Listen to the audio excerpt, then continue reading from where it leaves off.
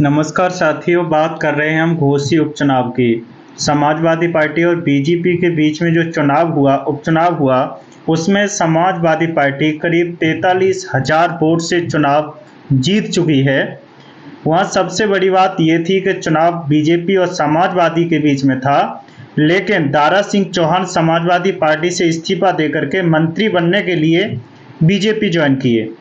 BJP और राजभर के साथ दारा सिंह चौहान और राजभर दोनों लोग मंत्री बनने के लिए बीजेपी को चूज कर लिया और ये सोच लिया कि अब हम बीजेपी में मंत्री बनेंगे। लेकिन बीजेपी भी एक समझदार पार्टी है। उन्होंने ये सोचा, चलिए आपका एक लिटमस टेस्ट ले लेते हैं, एक परीक्षा ले लेते हैं। पहले आपको इस्तीफा देना होगा, उसके बाद आपको दोबारा चुनाव लड़ना होगा। तो दारा सिंह चौहान ने इस्तीफा दिया और दोबारा उन्हें चुनाव लड़ाया गया। उसमें राजभर का भी सबसे बड़ा योगदान था, क्योंकि उनका कहना यह था कि लड़ाई राजभर और अखिलेश यादव की है। तो वो ये समझ रहे थे कि हमारी ही वजह से पूरा पूर्वांचल जीते हैं, तो उनकी भी पावर का पता चल गया। तो यानी कि एक विधायक जी से दो मंत्री बनने जा रहे थे, तो मुझे लगता है कि अभी दोनों पर ब्रेक लग गया है, क्योंकि वो उन्होंने जो एग्जाम दिया उसमें वो फेल हो गए।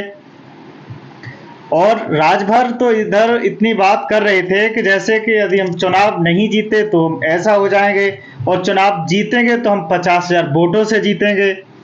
तो इस तरीके के जो उनके दावे थे वो पूरी तरह से फेल हो गए।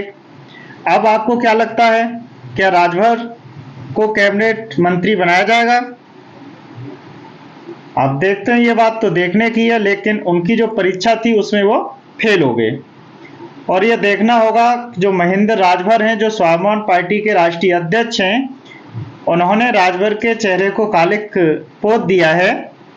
और उनकी पार्टी के एक वरिष्ठ नेता हैं संजय निषाद, उन्होंने भी बोला है कि ऐसे नहीं बोलना चाहिए था जैसे कि वो बोलते हैं।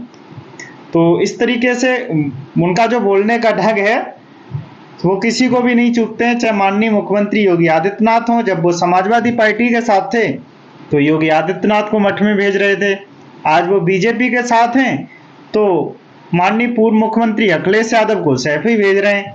तो उनका जो बोलने का एक ढंग है उसे जनता ने निकाल दिया है। यानी कि बार बार दल बदलना जनता समझ चुकी है, या जनता ये भी जानती है कि लोग सिर्फ अपने फायदे के लिए ही दल बदल रहे हैं। और ऐसा ही वहां देखने के लिए मिला। लड़ाई को इतना जबरदस्त, इतना बेहतरीन बनाया गया, लेकिन वहां जो लड़ाई हुई वो सिर्फ एक तरफा थी। 43,000 वोट से उपचुनाव जीतना ये बताता है कि 24 का मूड कैसा है। क्या 24 में उत्तर प्रदेश की 80 सीटों पर जबरदस्त फाइट हो गई है? अब वो आसान नहीं रह गया है कि आपके आने से ही आप चुनाव जीत जाएंगे। जनता समझ चुकी है, आपको धरातल पर काम करना पड़ेगा, चाहे वो कोई सी भी पार्टी हो, चाहे वो कोई सा भी नेता हो। सभी को जमीन से जुड़ना पड़ेगा, लोगों के साथ संपर्क करना पड़ेगा, लोगों के काम भी करने पड़ेंगे, विकास भी करना पड़ेगा, तब जाकर के लोग आपको चुनेंगे।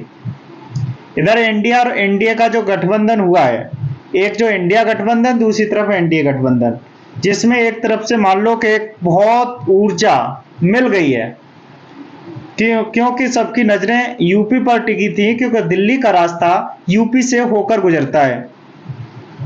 यूपी में 80 सीटें हैं, यहां से जो 50+ सीट पाता है वो दिल्ली में सरकार बनाता है।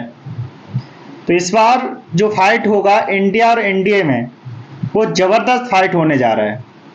बात करेंगे शिवपाल यादव की। शिवपाल यादव ने जिस तरीके से घोसी में मोर्चा संभाले रखा, इस तरीके से सरकार की पूरी कैबिनेट शिवपाल के आगे धराशायी हो गई। वहां की जनता ने जो अपना जनमत दिया, उसने ये साफ संदेश दिया है कि अब वो लोग बदलाव चाहते हैं। क्या ये 24 का संदेश माना जाए, या फिर दारा सिंह का दल बदल की राजनीति से लोग ऊब चुके हैं? ये तो एक